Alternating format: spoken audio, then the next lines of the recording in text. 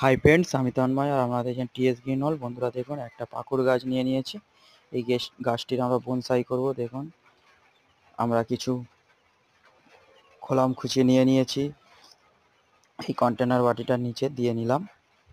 দেখুন বন্ধুরা, ড্রেনেজ সিস্টেমটা ভালো করার জন্যে আমরা খোলাম খুঁচি দিয়ে নিলাম। এরপর আমরা আগের নিয়মেই আমরা সবজির খোসা তলার দিকে দিয়ে নেব। ড্রেনেজ সিস্টেমটা ভালো হয়ে যাবে। বন্ধুরা, আমি অ্যাপ্লাই করে দেখেছি আমার বাগানে, তাই আমি এবারে একই সিস্টেম অ্যাপ্লাই করি। দেখুন বন্ধুরা, 50% বালি 50% মাটি সমন্বয়ে মিশিয়ে নিচ্ছি।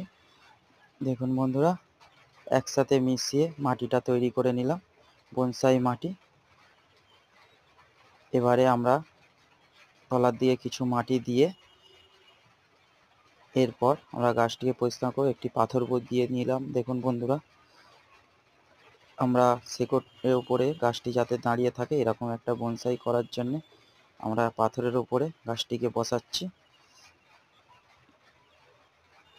দেখুন বন্ধুরা, এরপর মাটি ভর্তি করে নেব।